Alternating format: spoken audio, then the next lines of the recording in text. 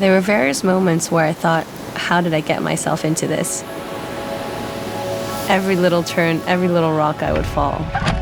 If you collapse now, there's no way you can enjoy the remaining days. I was really worried that would be the rest of the trip. Please mind the door. I think at the very beginning, I received an email. It said BMW off-road, and I didn't know much about it. But I emailed back anyway because I thought it sounded like a really cool experience. What I feel like I am always open to new opportunities. I don't think I've ever had an opportunity where I immediately just said, no, that's not what I'm gonna do. Well, I also really like motorcycles, but of course, only on track. I really like rock climbing. I think for me, climbing is similar to riding. You just focus on getting to destination, and then you figure out ways to get there. It just feels like you're very connected to the moment, and you're just doing something for yourself. And then 2 weeks later, I flew to Tenerife. I remember arriving in Tenerife. I was super excited. This was a moment when I realized there were like 50 guys and no females. I've never seen a map like that. It's very old school. It was so hard for me. He's like, oh, how do you not know how this works? And then taught me how to roll it. I hadn't even left the hotel. I needed to ask for help. That was a great start. But I think at the very beginning, the ride wasn't too crazy, so it seemed fine. How beautiful is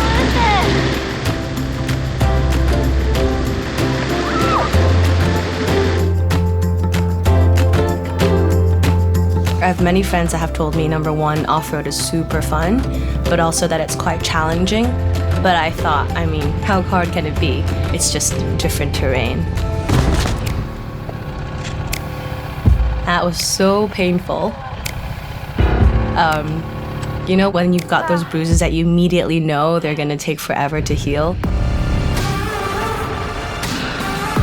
That was the kind of bruise that I felt.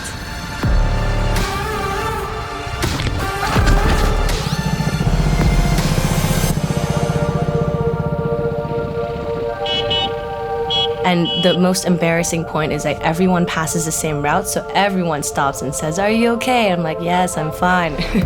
To admit that you can't do it and go to someone and say, hey, I can't do this, can you help me? That's hard for me, rather than actually falling. Morning. Morning. I can't believe I said morning to the guy. Yeah, I think in the very beginning, I felt more distance because I didn't know who these people are. They don't know who I am either. They might just think I was a joke or something. Don't even know how to operate your own map. I kind of felt like I wanted to at least somehow prove that I can do it and that I'm not just some hooligan showing up on a bike and not knowing how to do anything. It was hard, especially going into the environment knowing that it was like 50 guys and one girl. I kind of felt the need to not ask for any help because I'm an equal, I can do this too, I don't need any help from anyone.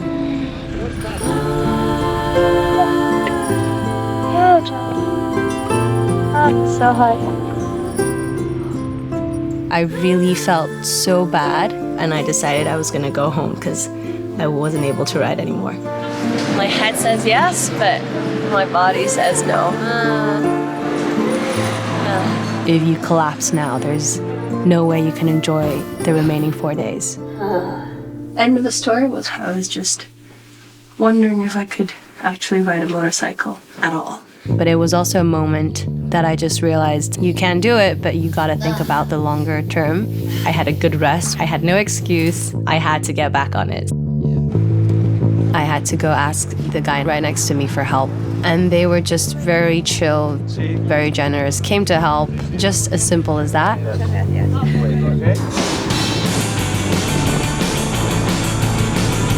So I think that was like a kind of opening for me to start realizing this is a situation where you just know less than everyone else, and it's okay to ask for help. No one's going to judge you. And that made the trip a lot more enjoyable.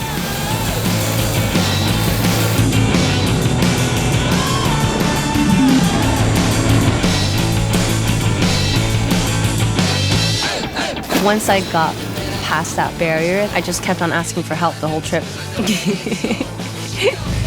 The community was very welcoming. They were very generous, very helpful. It's kind of like a team activity in terms of figuring out how to get through the obstacle together. But when it comes to really doing it, it is still you doing it. But I kind of like that dynamic. At the same time, you could tell that they were just all having a lot of fun.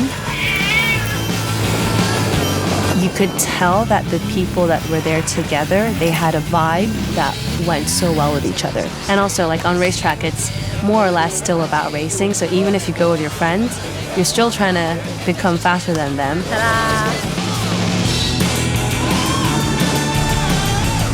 So it's still more competitive rather than this where it feels like we're just all trying to go through the same obstacle. If we all go through, we all achieve the goal. So you're always like helping each other trying to get to the destination.